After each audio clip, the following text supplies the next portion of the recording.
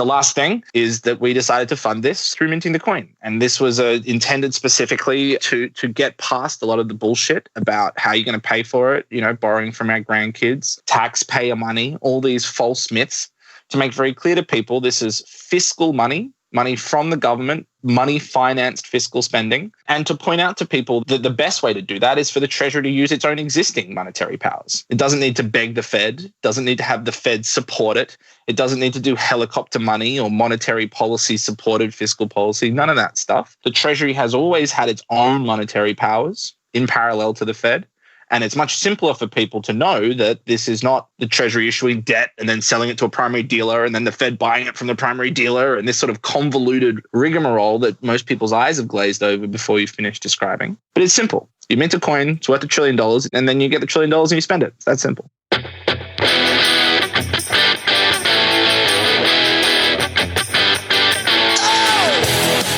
This is the MMT Podcast with Patricia Pino and Christian Riley. Hi, I'm Christian Riley and welcome to the Modern Monetary Theory Podcast. You can find us on Twitter at MMT Podcast and you can support the show by going to patreon.com/MMT Podcast. For as little as $1 a month, you can get early access to all our episodes and patron-only episodes. A big thank you to all our supporters so far. At the beginning there, you heard our guest this week, lawyer and president of the Modern Money Network, Rohan Grey. And in a moment, we're going to be talking to Rohan about something he's been working on with US Congresswoman Rashida Tlaib and her staff. And it's a piece of legislation called the Automatic Boost to Communities Act, or the ABC Act, to mint the coin. We'll come to the coin in a minute, but let's start with what the coin is going to be spent on.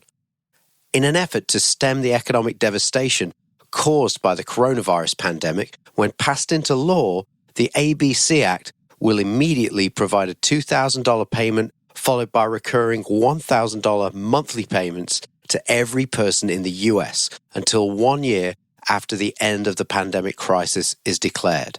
These payments will be delivered via prepaid debit cards to make sure that everybody in the US gets the payments regardless of their immigration or housing situation or whether or not they have a bank account. Now, given that there are more than 300 million people living in the US, that's a lot of money. And that brings us onto one of our favorite topics here at the MMT Podcast, which is how will the government pay for such a thing? Where will they find the money? Will the US government have to borrow dollars from, say, China? No, because these payments will be funded directly by the US Treasury, so no debt issuance is needed. And the Treasury will be funded by minting two $1 trillion coins, and more as necessary. If you're new to MMT, you might think that governments have to take money off people in the private sector in the form of taxes in order to spend that money out again. But that's not how modern money systems work. When you're a government that controls the issuance of your own currency, the way you spend money is by telling your central bank to credit the bank accounts of the recipients of the new spending using computer keystrokes. You just change bank balances on a spreadsheet at the central bank in an upward direction. This is how all monetarily sovereign governments spend. That would include the US, the UK, Japan, Canada, and Australia. You may also have heard of government bonds or gilts, T-bills, treasury securities, and you may have the impression that governments need to sell these things in order to get dollars or pounds or yen from people who already have them in order to be able to spend. Again, that's not how modern money systems work. Governments that issue their own currency create new dollars, pounds, or yen every time they spend. And I mean every time they spend, not just on special occasions. Governments that control their own currency sell bonds for different reasons. And for more information on that, you can listen to our episodes 30 and 31 with Dr. Stephen Hale. And that's where we also talk about primary dealers and the secondary market, which comes up a little bit in this conversation with Rohan. So, back to the $1 trillion coin. Can it really be that simple? Can you just mint a coin and tell everybody it's worth $1 trillion and now you have $1 trillion? Well, for a monetarily sovereign government, yes, it is that simple. But before you rush off and mint your own coins, you need to know that money is a creature of states and laws. And one of those laws is against counterfeiting. The whole point of having a fiat currency when you're the issuer of that currency is to be able to spend it in order to provision the public sector, whether it's to employ nurses or soldiers or teachers, or whether it's to support lost incomes in a time of crisis like today. And to be able to spend it, the issuer of a currency needs to make sure they're the only ones who can issue it, hence harsh penalties for counterfeiting. And the issuer also needs to make sure you don't start using something else for currency. And they do this by demanding taxes be paid in the thing that it alone is allowed to issue. This is why, where I am in the UK, taxes paid to central government are payable only in pounds sterling and not gold or seashells. This ensures a permanent demand for pounds, which allows the UK government to spend their otherwise worthless pieces of paper. And you can listen to our first 3 episodes for more information on how this works. So, we're going to hear more from Rohan about the ABC Act and the coin in a moment.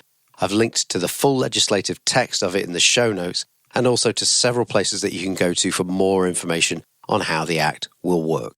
If this is your first time hearing about how modern money systems work, your head's probably filling up with ideas about what a population that understands this stuff could pressure its politicians to do, and that'll probably give way to anger at the thought of the lives lost because your political class told you that your country had run out of money. And in fact, the fiscal vultures are already circling and floating their opinion pieces about needing to make so-called tough choices, tough for you, not for them, obviously, after the crisis. So thanks as ever to you guys for listening and learning and getting the word out about MMT. If you're able to, you can support this show for as little as $1 a month, and it really helps keep the show going. And there's a link to how you can do that in the show notes. Don't be put off by the pricing in dollars if you're not in the US. It's pretty simple still. The Patreon site figures out currency conversion for wherever you are in the world. But as I've said before, the really valuable thing, as I see it, is your time spent understanding MMT. And it really helps us when you recommend us to other people. Spreading the word from the grassroots is how I think culture changes. So we really appreciate all you're doing on that front.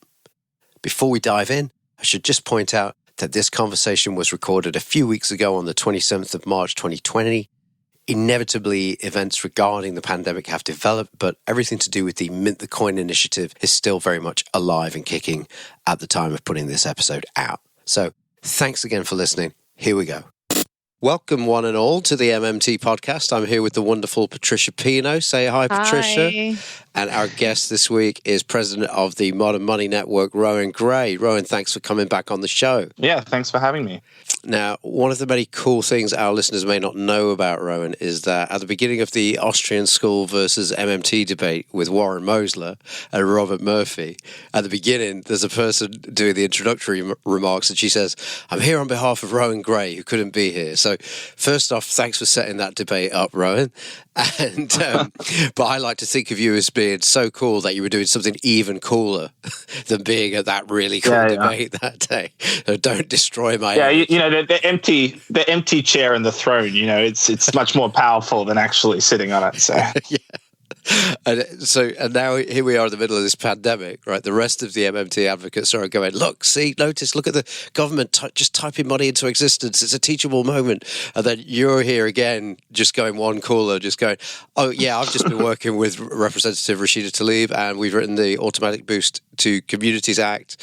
And so anyway, tell us about that and how it all came about. Yeah, I mean, the first thing I want to say is this is all a team effort. I think, Stephanie Kelton has been out there doing incredibly important work, pointing out that, we always have the funds to do this, that even under regular financing, it works the same way as if it would, economically to mint a coin. And people like Pavlina Cheneva have been out there really beating the drum about the importance of a mass mobilization and to think about work and recovery because, I'll go into detail about the proposal in a second, but I've been focusing on the kind of emergency cash relief element. But, I've never been a big UBI advocate, as you know, on this podcast. And I don't think that, simply giving people a short amount of cash now will be solving everything. So this is not designed to be a one-size-fits-all proposal. This needs to be part of a broader reckoning about wealth and income inequality. It needs to be part of a broader transformation of our economy with a job guarantee and a Green New Deal. And it needs to be part of a much broader suite of relief measures like Stephanie has been talking about that includes various forms of targeted income relief, and various forms of reductions in outflows from, debt moratoriums and rent and all those kinds of things. But the way that we designed this proposal was to recognize that both job creation and various forms of targeted relief are inevitably going to be insufficient in a crisis like this to capture everybody, and that we can't afford to leave some people behind and to sort of wait till we perfect those institutions to get the relief that people need in this moment as income is cratering and sort of the economy is basically in free fall. So the goal here is to basically arrest income decline, provide people with some emergency cash that they can meet their bills and if they need to buy basic expenses. We're also in the middle of experiencing a massive supply shock because people aren't going to work. And so to the extent that that's something we need to deal with through targeted mobilization and production policy, which we need to do, that it shouldn't be something that we try to ration people on the basis of their ability to pay. So to the extent that there are supply problems, the way to deal with those supply distribution problems is not to have some people so poor that they can't make ends meet and then say, okay, there we are. That way they can't buy toilet paper or food or something like that. Yeah. So this isn't sort of to be blasé about the larger supply and demand elements beyond emergency cash relief. It's a much more targeted program. And Representative Tlaib has been doing amazing work on a whole bunch of other areas as well, including specifically state and municipal bond market support from the federal government, recognizing that they, of course, can't create their own money either, or at least can't create the US dollar. So with this particular proposal, because we wanted to be universal, we had three major considerations. One was when we mean everyone, we mean everyone. That means people who are undocumented. That means kids get the same as adults. That means people who are of whatever income yesterday or, whatever, we're going to give them the money now. And to the extent that there is a reckoning that needs to be done on the back end with wealth and income inequality, we'll do that. And we've included a provision to commit to doing that after the crisis. But my view is there's going to be a lot of sort of free handouts and other things going on in this crisis. Sort of disaster capitalism is in full swing. And to try to deal with those problems on a kind of case-by-case basis is going to be missing the forest from the trees. So we need a massive reckoning on the back end rather than trying to pretend we can design every single program so that, one person doesn't get a little bit more than they should. Because in this moment, anything other than complete universality of a program like this is going to cause some people to get left behind. We're already seeing means testing as a framework being used to exclude people. So when we said $2,000 for everybody plus $1,000 for every month after that, up to 1 year after the end of the crisis, recognizing that this crisis could go on for a long time and that even after the crisis, there will be kind of ripple effects and a lot of pieces to be picked up in the broader economy. People aren't going to be able to recover and entire areas of the economy aren't going to be able to recover very quickly. The second element that we thought about was how to distribute this money. So there have been a number of proposals to use direct deposit, to sort of send money directly to people's bank accounts, to use existing tax numbers or social security numbers, things like that. The problem with that is that there are millions of people, 20% of the population, who don't have a bank account. And there are millions of people who don't file taxes. And so if we limited to people who have a bank account, that's going to, by definition, exclude a lot of those people, including a lot of undocumented people who need this help the most. And one of the major reasons why people don't have a bank account is because they don't trust banks. So providing them a bank account or saying, hey, you can come and sign up for one isn't necessarily going to be enough, especially if they feel like that puts them in a database and the next thing that's going to happen is ICE is going to come and drag them away in their sleep or something. So we don't have a digital public cash system yet. I've been pushing for one in my writing for a while as a sort of technological extension to some of the MMT arguments about public payments infrastructure. And we include a provision in this bill that we should be transitioning towards a system of public bank accounts at the Fed and or post office and digital cash wallets that are anonymous and privacy respecting after this crisis is over. But the infrastructure that we do have that is the most universal is prepaid debit cards, where you give everyone a card, they can go get it out in cash the minute they get it. It can work online. You can transfer it to your regular bank account if you want to, or you can use it in the same way as sort of people use prepaid SIM cards. You don't have to give all of your information. You don't have to sign up for a permanent bank account. And that was a way to set this up to be universal, because even if we set it up and said, okay, everybody who has a bank account gets a bank account, transfer, and everybody else gets these cards, that's immediately asking that second group to be treated like second-class citizens. And it will be inevitably excluded from the final proposal. It will be shut out and things like that. So by saying everybody gets one size fits all, cash cards for everybody, you can take the money out on the other side, but this is the one distribution mechanism. We wanted it to be truly universal. Part of that is to mail it to people through certified mail. Part of that is to set up distribution centers where you can go in and kind of give your name and people will give you a card. If it turns out you didn't get your card in the mail or anything like that, we will give you another one. We're not going to sit here and deny people who say they've lost it or didn't get it. And also set up an emergency core of people to go out to at-risk populations, homeless populations, elderly, physically disabled and things, and put a card in their hand. And in that process, do a wellness check on them and see if they need additional targeted assistance. The last thing is that we decided to fund this through minting the coin. And this was intended specifically to get past a lot of the bullshit about how you're going to pay for it, borrowing from our grandkids, taxpayer money, all these false myths, to make very clear to people this is fiscal money from the government, money-financed fiscal spending. And that we're in a moment right now where the inflationary risk is very low of this kind of thing because we're in the middle of a cratering demand. We're in the middle of a deflationary spiral. And to point out to people that to the extent that we want to do it with money finance fiscal spending, which is actually a term that Maxine Waters, the House Financial Services Committee chairwoman, used in her own proposal, which includes cash relief, but a lot of other things that are good as well. The best way to do that is for the Treasury to use its own existing monetary powers. It doesn't need to beg the Fed, doesn't need to have the Fed support it. It doesn't need to do helicopter money or monetary policy supported fiscal policy, none of that stuff. The Treasury has always had its own monetary powers in parallel to the Fed. And it's much simpler for people to know that this is not, the Treasury issuing debt and then selling it to a primary dealer and then the Fed buying it from the primary dealer and this sort of convoluted rigmarole that most people's eyes have glazed over before you finish describing. But it's simple. You mint a coin, it's worth $1 trillion. It's clearly not about the metal. There's a tiny little piece of metal and it's $1 trillion. And then you pluck it in your account at the Fed, and then you get the $1 trillion and you spend it. It's that simple. So I think it's been having a very powerful pedagogical effect. I think, there have been some people who said, we don't need to do this. Well, if we don't need to do it, then they're pointing out.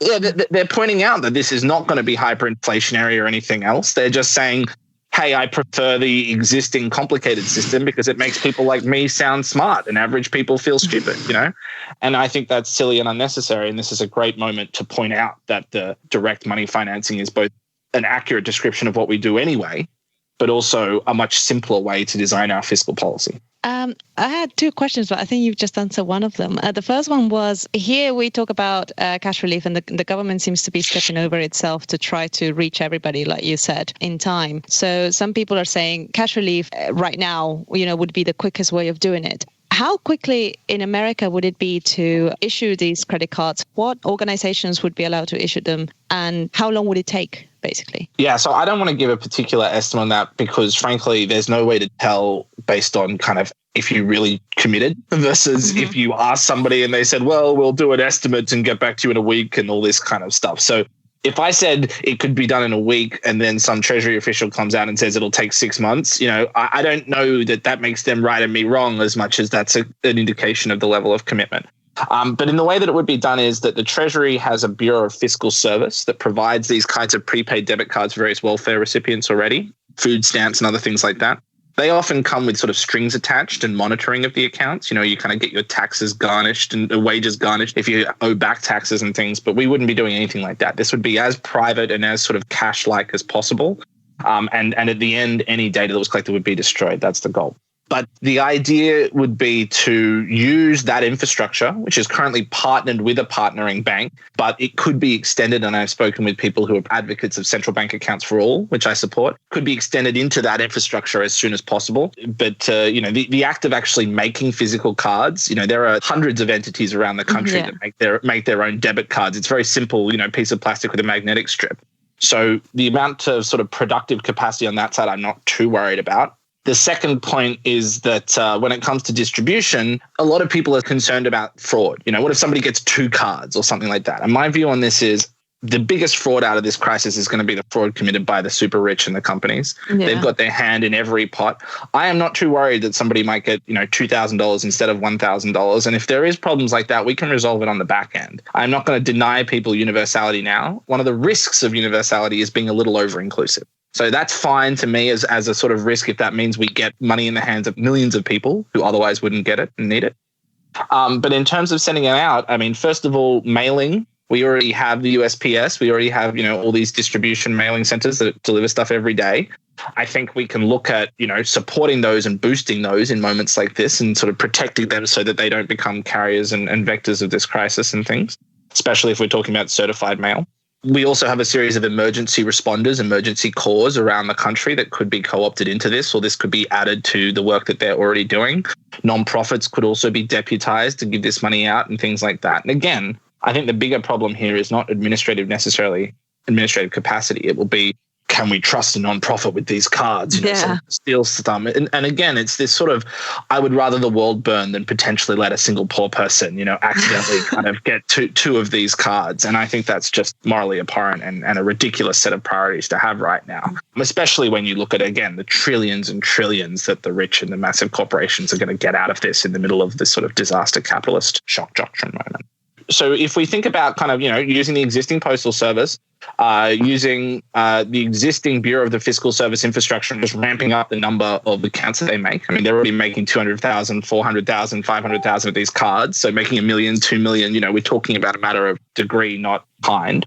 And the other thing is there's a big conversation in the US right now about using what's called the Defense Production Act, which is to basically use the war powers to say we need to co-op private kind of industry to make masks and to make hand sanitizer and all these kinds of things. And you're seeing it around the world. In France, they've got, luxury perfume companies making hand sanitizer, got beer companies here making hand sanitizer. You've got Ford and GM making face masks. So when it matters, when the will is there, we can turn a lot of productive capacity, turn it around and focus it towards something that's important. So if we said every financial institution that has a card printing machine is now, co-opted into this program and they have to print these cards, every entity that distributes mail or any other packages in the country distributes these.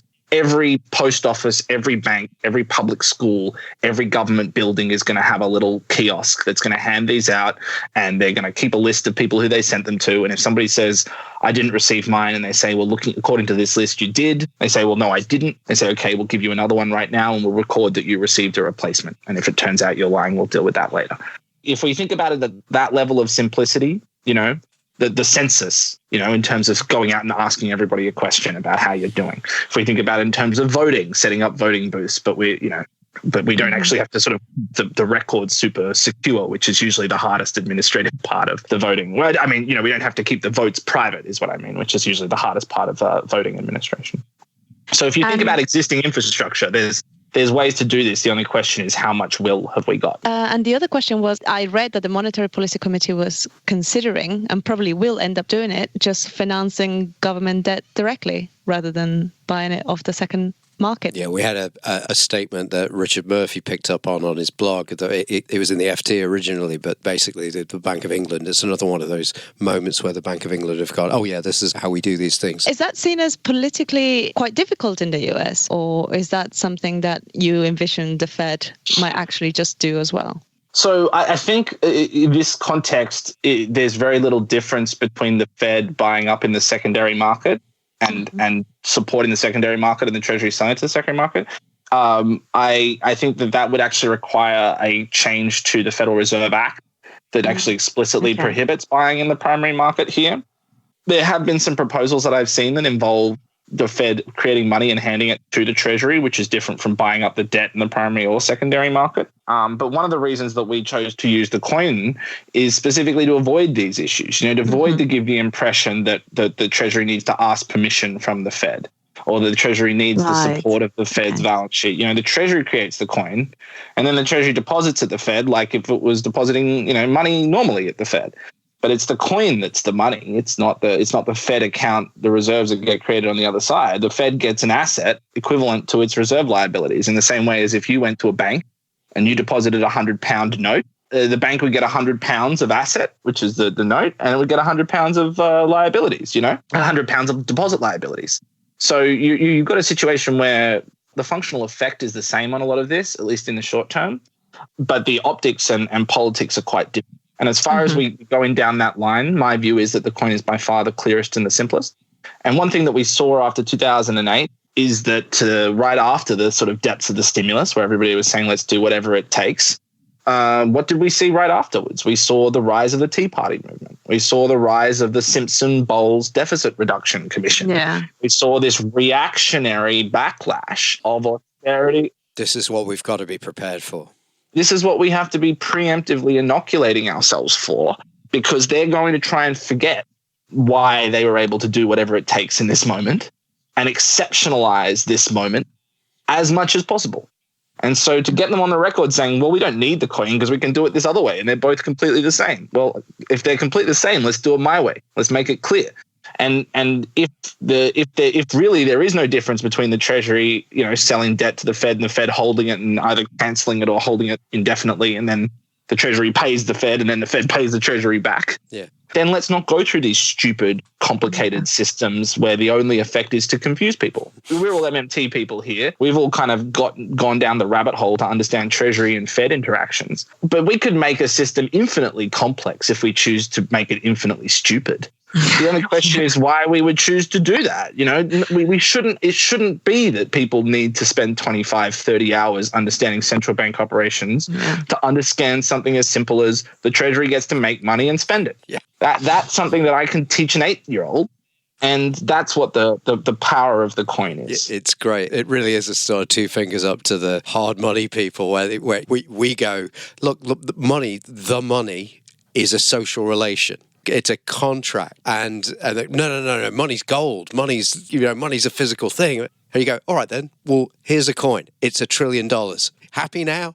Yeah. And then they say you can't do that. You can't put a number like that on the coin. You say, yes, I can. Here's a law that says I can. And you say, but that would be inflationary. I'd say, prove it. Let's have that conversation. And then, and it puts them on the back. It puts them on the back foot. And one of the beautiful things about the coin, a lot of people say, for example, why use the coin at all? We could just, if you're going to pass a new law, why can't you just pass another law to make it simple? And one of the things that, I keep saying is, well, this is a law that's on the books today. It's not speculative. It's not hypothetical. It's not abstract. It's not if only we could do X, Y, Z. This is saying, no, this exists. This exists right now. I can point to it in the statutes. And all we need to do is use that power. And that is quite powerful, I think. Yeah. That's quite conceptually, imaginatively powerful. It's not utopian. It's practical. It's not speculative. It's existing. And it gives people a hook to think about the real effects of doing so, not just this sort of, if only I was king of the world. And today's package that was just passed literally a moment ago, that doesn't include this proposal just yet, does it? This is an additional. No, not at all. And this package, just to rewind, that's $2.2 trillion. That's what we just heard a few hours ago. The White House and the Senate designed this proposal. So the House was not even really included that much. And then within the House, you've got Nancy Pelosi in the leadership. And she didn't even really include the House Financial Services Committee led by Chairman Waters. And then within the House Financial Services Committee, you've got Representative Tlaib as one member of that committee with her proposal. So there's sort of cascading layers of sort of centrality or closeness to the power of the decision making. And it's an absolute disgrace that this final proposal only has $1,200 for only lawful residents and citizens, and $500 for kids as a one-off. And if you don't have a bank account, you will have to wait 4 months to receive that money. And, they do realize that undocumented people can still infect you with coronavirus, right? Apparently, when the dead bodies are out in the street, you ask, well, do they have a passport? And that's the kind of most important question or something. When 9/11 happened, they were sort of pulling people out of the rubble and they said, sing the national anthem. And this one doesn't count.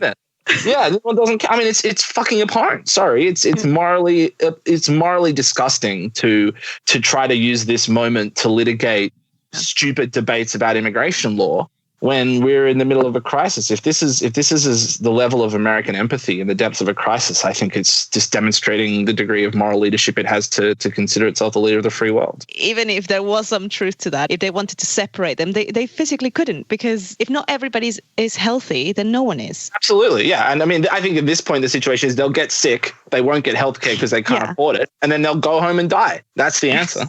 It's fucked. So over here in Britain, we'd love to be advocating for a huge load of government spending to support all the income the economy's lost instantly. The whole leisure sector, it's all gone down the tubes. So, we want to advocate for a similar kind of thing.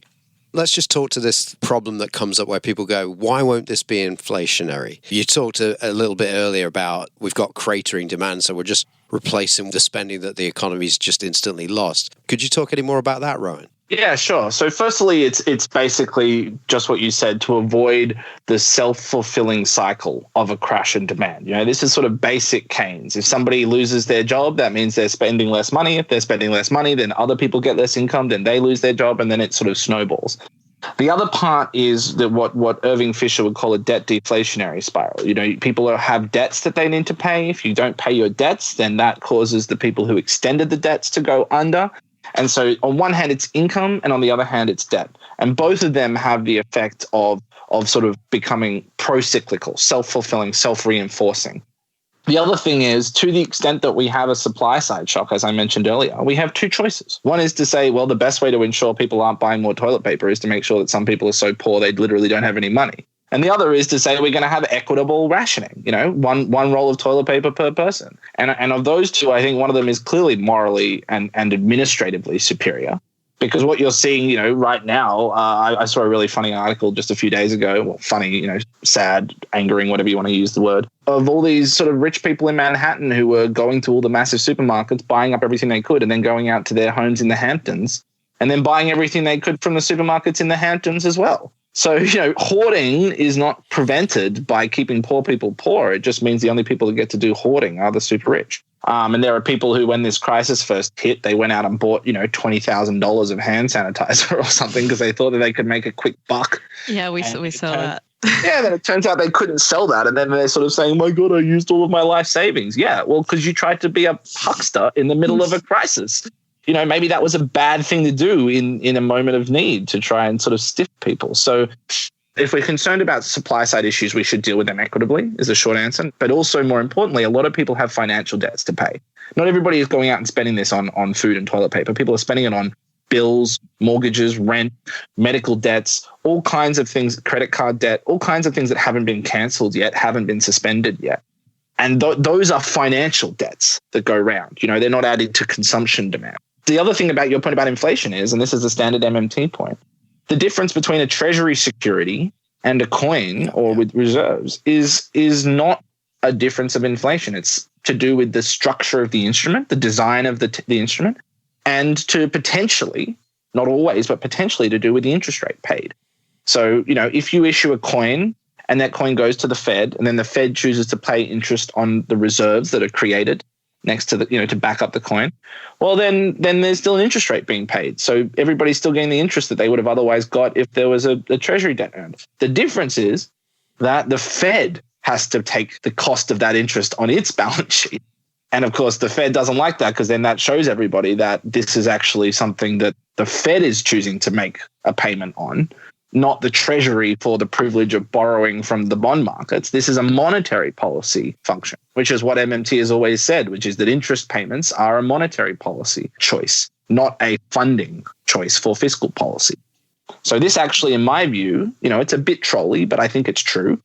It actually preserves a separation, to the extent one exists, between fiscal policy and monetary policy, because it says, use fiscal money for fiscal policy. And then if monetary policymakers want to issue securities or pay positive interest rates or anything else, they can do so. And if they run out of securities, they could either issue central bank securities that would function just like Treasury securities. But obviously nobody thinks that they're needed to fund Medicare or anything. They're just funded for the purpose of helping investors. And actually, the Bank of England has a good article on central bank securities. It's worth a read out there. Can you remember the title of that one? I think it's called Central Bank Securities. If you type in Bank of England central bank securities, you'll find it. There's also an IMF working paper about central bank securities. About 30% of central banks in the world have issued central bank securities at some point. So it's not a crazy idea. And the other thing is, if they decided they didn't want to do that, but they wanted the Treasury to issue Treasury securities, then they could ask. And actually, that's what happened after 2008. The Treasury instigated a facility called the Supplementary Financing Program, which was the Fed saying, we need more securities than you're issuing to drain all the reserves that we have created so that we can have our positive interest rate targets or keep not enough liquidity. So can you please issue more treasuries even than you need to fund your deficit? And I have no problem with that as an existing facility, but what's very clear there, and this is what the central bankers don't like about minting the coin, is that it's the central bankers asking the Treasury for support. It's Treasury-supported monetary policy, not monetary policy supported fiscal policy. The power dynamic is flipped. If the central bank wants the fiscal authority to issue debt, it can bloody well ask. I had this crazy idea. I don't know what you guys thought about this, right? So in the UK, we've got this system called universal credit, which, a lot of people, if they're thrown immediately out of work, in the old days, they would have to sign on, declare that they've been looking for work, but they can't find any. And then it would take maybe a week or 2 weeks and you get a check in the mail. And that's evolved into this system where you've got to wait 5 weeks. The wait seems deliberate, though. Like, it doesn't seem administrative. It's just... Yeah, no, the whole game has been to make everything as painful as possible. Humiliating as possible, yeah. So, and they also go, oh, don't worry, if you need the money instantly, we'll give you a loan or something. And it's like, well, it's the same keyboard that you're typing the numbers into. You may as well just give us the money rather than an advance on the money if it's all coming from the same place. But anyway, what happens is when you're in the system, you are kind of hooked up to the government. For, money pops into you give them your bank account, you're given the money. Now, what I'd love to see is the same thing as you're saying, about $2,000, maybe $2,500 for everybody monthly coming through that system to start with, because a lot of people are already hooked up to it. But then I thought there's a way you could be connected to the universal credit system where if you made some money, if you're in self-employment and you made some money, you tell them, you do your books in real time, and they say, okay, well, this means we're only going to give you this much and take some money off and stuff. So to get over this idea of like, oh, what happens if somebody who doesn't really need the money gets the money? Why don't they go, okay, your payment is $2,500. Would you like to put any of that money into like a bond account? Optional savings. So then they just take it back, so the person kind of goes, all right, so money now, or, just a bit like the World War II stuff, let's defer our consumption. I'm going to put £500 of that into a bond and take it out in a year or 5 years or so. Yeah, I mean, I think deferred consumption is fine. I think a voluntary savings program is totally fine. I think you don't even need to call it a bond. Just call it a savings account if you wanted to. I'm not as worried that, if you're the kind of person that's rich enough that you don't need this right now, you're probably the kind of person that has disposable income anyway. You're probably consuming as much as you would have consumed before or after you get this 2,000. And if the point is to say, if you've got extra 2,000, don't just dump it into the stock market, dump it into a government savings account. That's fine. I agree with that. Yeah. But I think the bigger issue here when you're talking about universal credit that comes up is we were very concerned about, a lot of people don't trust banks here. A lot of people are unbanked by choice because they don't want to be putting their money in a banking system. So one of the reasons we use prepaid debit cards was to try and be as cash-like as possible. Oh, yeah. No, it's a far superior idea. Yeah. Absolutely. And so one thing we need to be really careful of as we design these kinds of programs is we don't want a system where, what the money that comes in can be taken away to prepay taxes and things like that. And so in that sense, I would rather give people money and then offer other programs rather than say, hey, we'll give you this money, but if you press this button, we'll take it right back from you. Because the minute you start building the infrastructure with that button there, right, yeah. the public policy makers are going to put another little button next to it called, and we'll press this button if we think we need to take this money away from you. So part of it is to think about it that way. But, your general point about having savings makes complete sense. Again, I don't think we're in a moment of kind of the World War II moment we saw was when we were at 1.2% unemployment and we were trying to repurpose, facilities that were being used to pump out private goods to make sure they were going to goods for the war effort.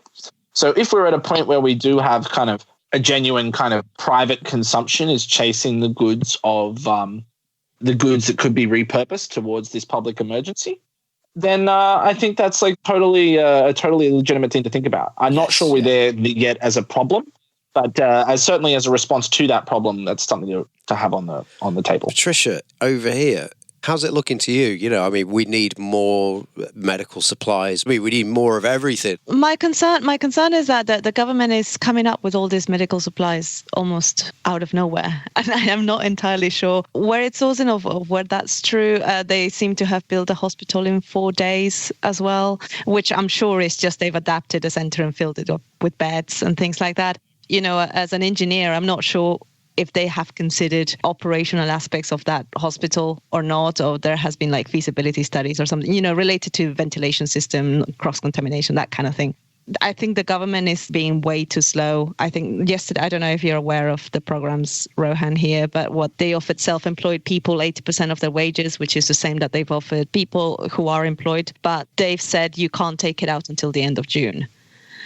Yeah, in June, they're not going to have an economy left, basically, to rescue. So they need to do something quicker. And to me, the most obvious thing to do would have been to drop down all the kind of restrictions on universal credit, drop down all the admin related to it, just make it as easy, on demand almost, and double it, at least, because it's £93 a week, which is nothing. If you are accustomed to an unemployed person is who has lived for a while on certain rented accommodation, then they can't afford the rent all of a sudden, and they can't scale down. You're going to have tons of people scaling down like that, and you can't have that. So that, to me, the most obvious thing. I don't know if this government is capable of doing what Rohan has proposed. I think they're being so slow that I can't imagine their creative.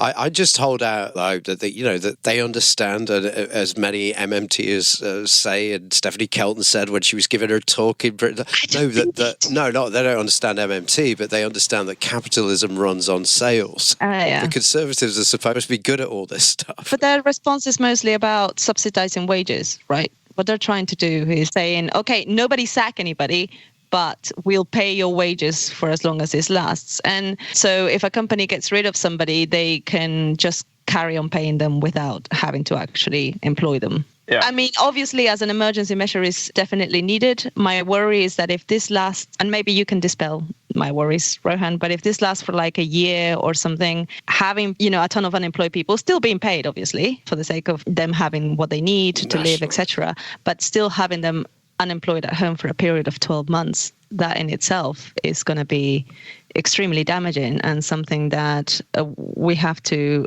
as an aside, tackle. I mean, I completely agree. And this is why when we started talking, the first thing I said was this is not a one-size-fits-all solution to the problem we're in. And I think, Pavlina has been really beating the drum a lot because she's concerned that in this moment, any talk of cash relief is going to just become the only thing that people talk about, and we won't talk about production. We won't talk about mobilizing. And I think that's a really fair concern. I think I'm trying to walk that line, and I think that there's a way to talk about it. And certainly, by focusing on the coin and bringing it back to MMT in general, we're keeping that kind of side of things up and running. And Representative Tlaib has been a huge supporter of the Green New Deal, and other members of the squad have got job guarantee legislation proposals that are out or are going to be coming in the next few weeks. So I don't think of anybody out there. It's the people proposing this particular proposal that are going to be the major source of that risk.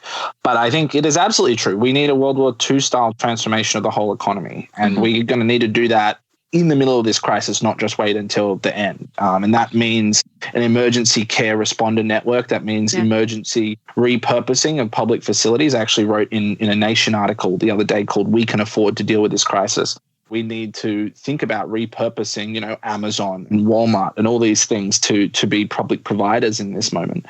Nathan Tankus, my colleague, and I had a long argument on Twitter a few months back with all these sort of people whose heads were exploding because he talked about single payer food. And people said, "Oh my God, you commie, bread lines, you an idiot, And now we're talking about paying grocery store clerks because they're performing a valuable social function in the middle of a crisis. And you're in Britain, in World War II when there was public restaurants and lunches provided to everybody during the war, nutrition went way up.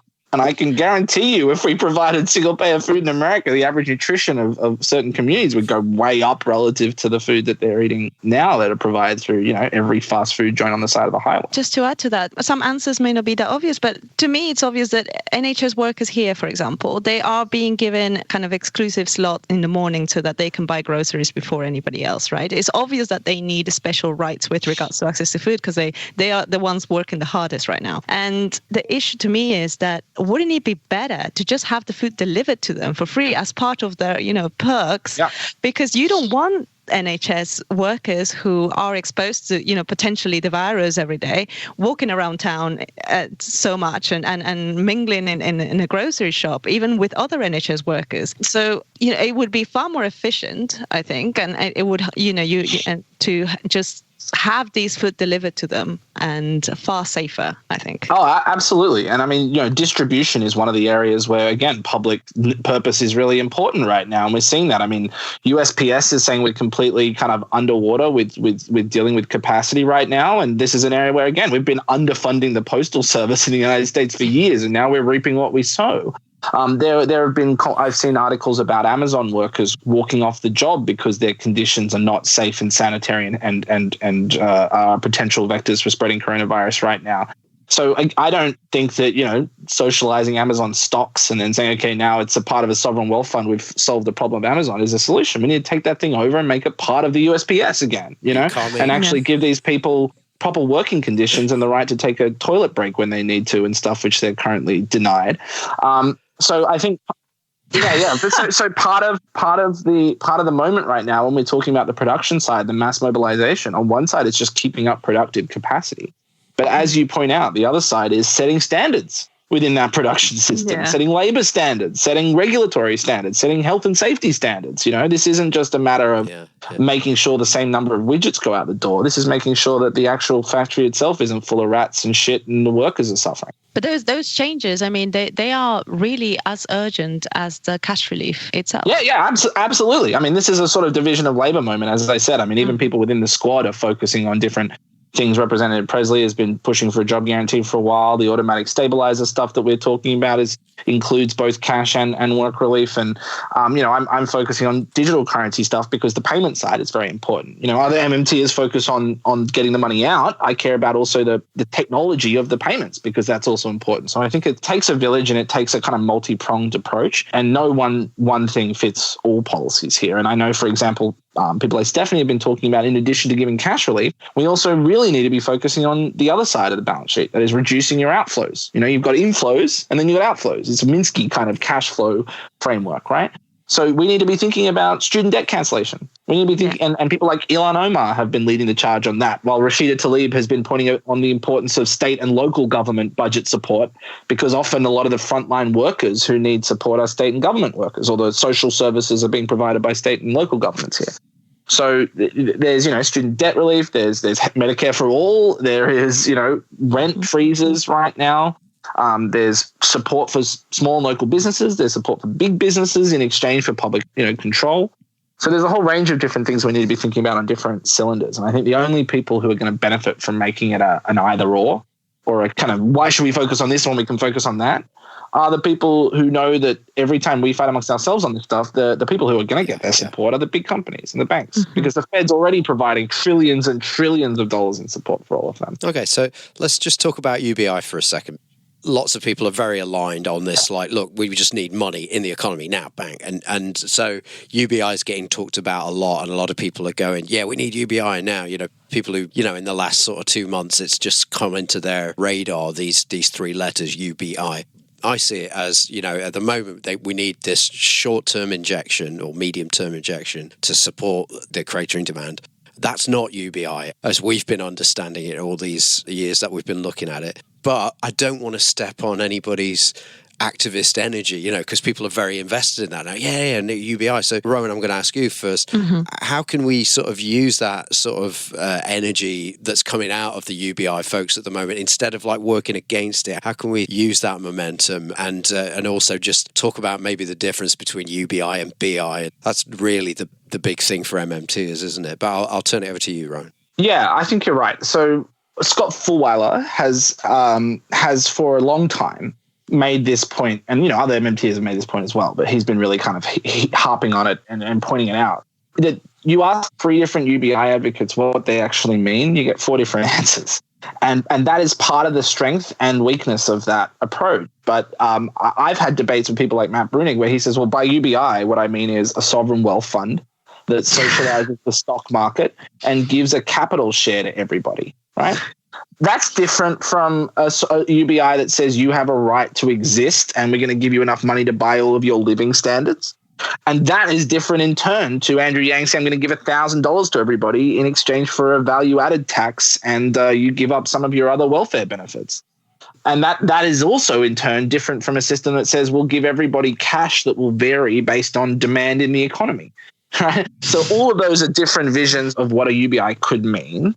But I think the things that are common to a lot of them, and usually the most problematic, is one, a general dislike and refusal to talk about or think seriously about social production. So it's either work sucks, or robots will do it all, or if we give people cash, the market will do it all, or we should socialize companies, but then we should still use cash as the way that we buy goods from companies, and then we sort of socialism through the stock market. They're all visions where the dominant nexus for production is the private market and the cash nexus. You buy your stuff. And for me, that's a school voucher approach to public goods provisioning, right? The other part of it that comes out from all of those is this idea of kind of the most important thing. The most important thing is that everybody have money. And again, I think that is a sort of, it's that idea that you can imagine the end of the world before you can imagine the end of capitalism. You know, we can imagine the end of the world before we can imagine the end of what public goods could be provided without letting people, buy it on the market. So the other part of it, I think, that comes out of most of this, and this one is the most subtle and I think the most dangerous. Raul Carrillo and I wrote an article, a debate with Matt Brunigan in These Times, Lefty magazine. One was a debate for a job guarantee. One was a debate against UBI. They were paired together. And our kind of anti-UBI argument, the headline, which we didn't choose, but I like a lot, said the problem is profits. And our argument was, even if you have a sovereign wealth fund, what you're doing is setting up a market where everybody in the market produces on the expectation of earning profit. Right? The Norwegian sovereign wealth fund just got investing in companies, and then the companies produce profit, and then they say, okay, that was a successful company. And my view, I'm enough of a leftist, I think that the profit motive is poisonous, is destructive. It takes any other social consideration and reduces it to this profit loss number. And it's very hard to be a servant of two masters. If the sovereign wealth fund had to look at, for example, improving labor practices at the cost of reducing their profits, that puts them in a tough bind. Now, occasionally, sometimes the Norwegian sovereign wealth fund makes that right call, but the Alaskan doesn't, and the Saudi Arabian doesn't, the Singaporean doesn't. If everybody knew that their kind of life income was dependent on the profits of the stock market, that's a very dangerous sort of conflation to do. So where I see right now the way to kind of come to people is say, yeah, look, we are not heartless bastards who don't want people to have, poor people to have money or poor people to starve, right? That has never been the goal of the job guarantee. We have always said we support child allowances, we support unemployment insurance, we support, a guaranteed annual income for people who can't and shouldn't work in the way that Martin Luther King supported when he supported a job guarantee and a guaranteed annual income for those who couldn't and shouldn't work. And I'm not the kind of person that would say, if somebody came to the job office and said, I can't work, and they'd say, but we think you can. They say, no, I can't. And they'd say, well, fuck you, you're going to starve. We've determined you are. I think that's not the right way to try and enforce or to try and sort of advocate for a job guarantee for everybody. My father works in representing workers who get injured or get harassed on the job and, have a mental breakdown or something like that. And oftentimes they say, I want to come back to work.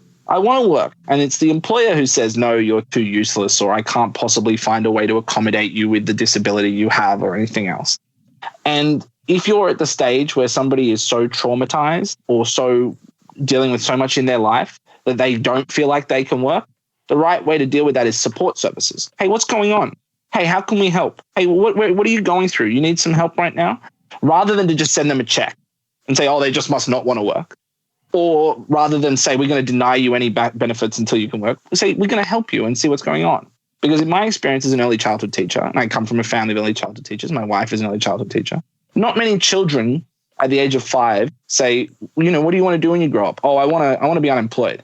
That's not what they say. You want to be a fireman, you want to be a teacher, you want to be a scientist, you want to be an astronaut, whatever. You want to do something.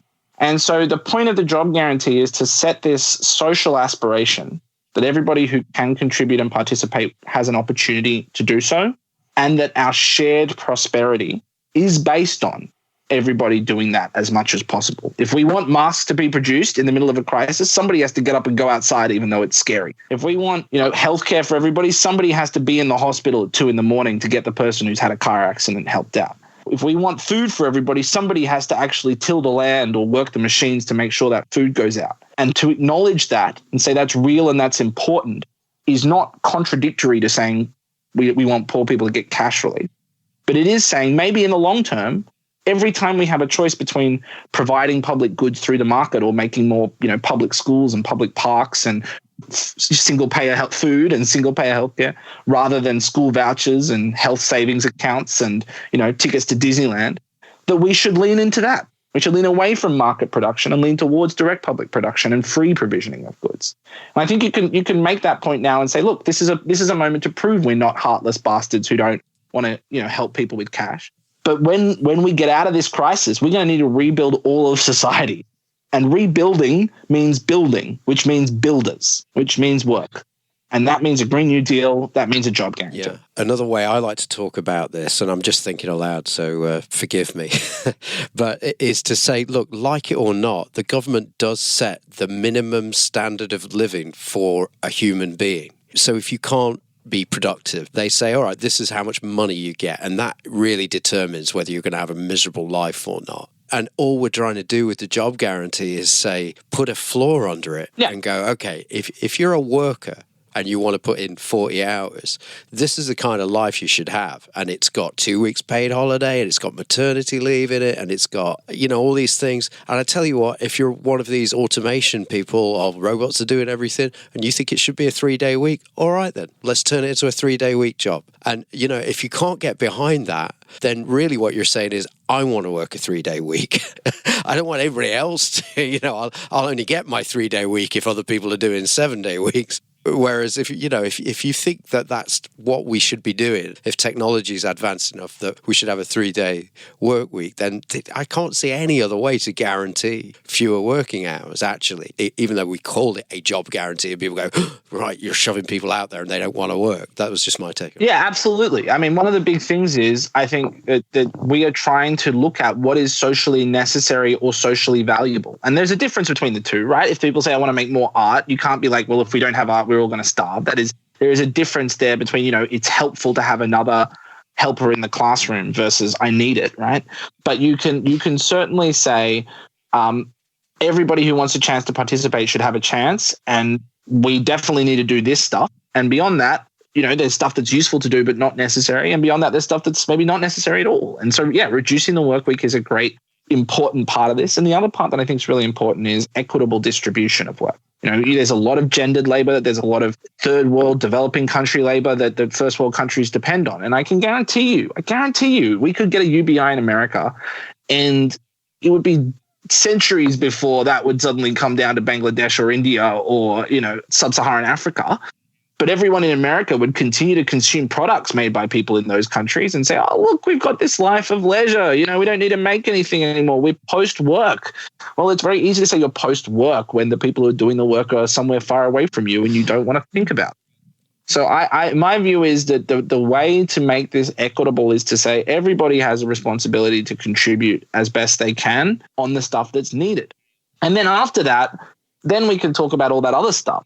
But at the very least, if we shared that work more equitably, then one way to do that would be to cut out a lot of the unnecessary bullshit so that we can share the load of the necessary stuff more fairly. All right. So look, we're moving into the home straight. Rohan, you're working on a book. Am I right? Yeah. Well, I mean, I've announced it, but I haven't done like a big announcement. Yeah. It's with Melville House, is the same people that published David Graeber's book and others. And it's called Digitizing the Dollar, the Battle for the Soul of Public Money in the Age of Cryptocurrency. And so it's taking a lot of the work that I've done around sort of digital currency, digital public currency, and looking at the intersection of kind of MMT's ideas about money as a public instrument, a public utility, public good, with sort of my understanding and research into the internet and the rise of digital technology and the implications of that on social psychology, social organization, privacy, freedom, intellectual and data industries, and to sort of look at what the questions around the future of digital public money will look like, because we're in a moment right now where, kind of like with the internet 30 years ago, we're making a bunch of decisions right now that are going to be determinative of how the infrastructure of digital public currency looks for decades to go afterwards. So if we don't get on this right now, we're going to be missing an opportunity. It's going to be too late to go back and unring the bell or kind of go down a different path. So let's be utopian about it. If it's at all possible in the short time we have, what would that future look like if it was your ideal? Yeah, I think part of what's actually in Representative Tlaib's bill is really important. We put it in there for that reason. We should have a system of public payments infrastructure that should include public bank accounts for all. We can administer that at the Fed directly, or we could administer it at the Treasury directly. They could be administered at the front end with postal service, postal banks, things like that, public banks. And then the other part of it, which is the part that I've been focusing on because other people have been doing good work on those issues, but the part that I haven't seen enough work on, which is why I've been pushing it, is to create a digital cash-like instrument, a digital instrument where you have a wallet that's managed with your phone or something like that the actual cash itself sits in your wallet rather than in some third-party account. And actually, if you go back to sort of, MMT loves to talk about the banking system and deposits as a liability of the bank, right? It's an IOU. It's a credit debt relationship. So if I give $100 bill to the bank and I, draw a little smiley face on it, they're going to put my money in my bank account. If I come back a week later and ask for a $100 bill to cash that back out, I'm not going to get the one with the smiley face on it, right? Compare that to like that great Seinfeld episode, if you take your coat to the dry cleaner, you want that particular coat back. You don't want them to give you a deposit for a coat and then hopefully it's the same kind of coat. You want that particular coat back. And if it turns out that the dry cleaner was using your coat in the meantime, like the Seinfeld episode where he kind of walks down the street and sees the dry cleaner, wearing his coat and he's like, what the hell is going on over here? That's sort of violating for you because there's a difference there. One is a contractual relationship, a debt relationship. The other one is what they call a principle of bailment, and it's a property law relationship. So the idea is I'm giving you my property. I continue to own it. You're looking after it, and I have to have a duty of care in how you look after it. But it's still mine. You can't use it for your purposes. It's still mine. And there was actually a really interesting point about 700 years ago in the development of banking law. They did that great big legal kind of doorstopper book by a Cambridge law professor and a German law professor called Money in the Western Legal Tradition that starts with an article by Christine Dizan, who's very kind of MMT sympathetic, a fellow traveler, actually has a chapter by Randy Ray in it. And sort of one of the most comprehensive books on the legal history of money out there. David Fox and Wolfgang Ernst are the editors. But there's an article in that book by a guy named Ben Gaver, who's a payments law historian. It's about the origins of the modern bank deposit, the transferable bank deposit. And it actually goes back to, at least in British legal history, to money transmitters in the medieval era. And they would transfer sort of bags of gold coins.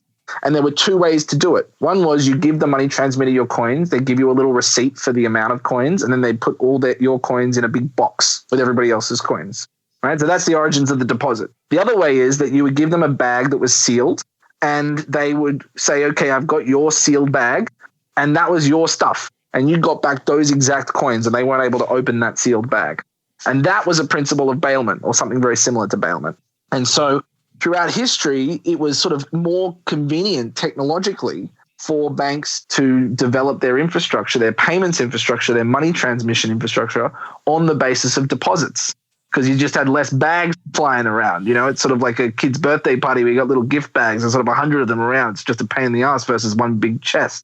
But now we're in a moment where digitally, the digital infrastructure to run a bunch of accounts, a bunch of wallets, is relatively trivial. Think about running email servers or something. It's not very difficult to have everybody have their own wallet where the funds in there belong to them. So that fork in the road 700 years ago legally, where we kind of went down the deposit route, we could think about a world where instead we actually have wallets that we either host ourselves, like you can host an email server at home in your basement, or something that we have intermediaries host. But when intermediaries host it for us, the funds belong to us. They don't belong to the intermediary. And that's the sort of vision of the digital cash that I think is important as a complement to digital public money. And we can talk about also ways to reform public finance. If we can mint the coin, we can mint the e-coin.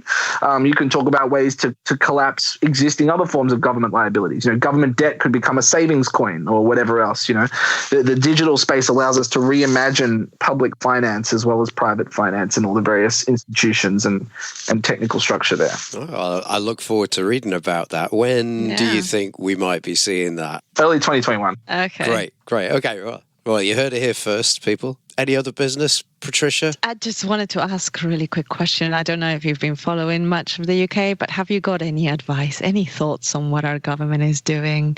Is it better than the US? Is it worse? Is it the same? Well, I think it was worse at the outset. There was that, the ridiculous stuff about herd immunity. Herd immunity. I mean, just embarrassing. And hopefully, Boris, I heard he's just contracted it. So, we'll see. We'll see whether the fates think he deserves to be fully punished for how stupid that was. And then I think overall, though, the response has been certainly more quick and partially that's the parliamentary system and everything else, and the lack of the kind of deep federated system you see here. And partially, I think that Boris has been quite smart about leaning into this sort of right-wing, social conservative, fiscal liberal kind of proto-fascist framework more than Trump. We sort of thought that Trump might go that way earlier when he first came into office, but he never ended up doing it as much.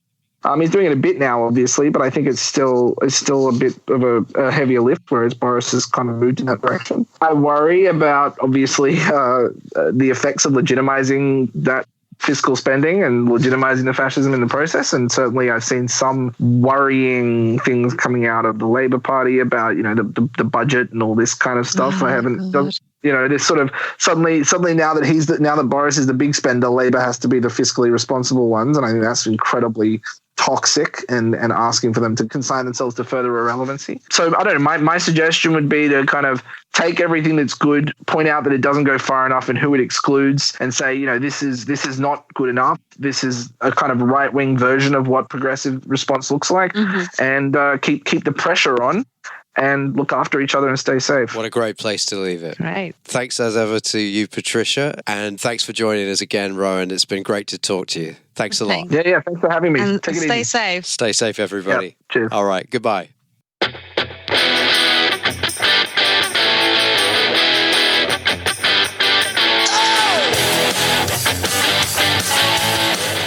That was the MMT podcast with Patricia Pino and Christian Riley. Don't forget, you can support the show through Patreon, starting at $1 a month, and get early access to all our episodes and patron-only episodes. You can do that by going to patreon.com/MMT podcast. You can also find me on Twitter at MMT podcast, and you can find Patricia on Twitter at Patricia N. Pino. And you can email us at mmtpodcast@outlook.com. Editing and post-production was by Damien Caldwell. Thanks for listening.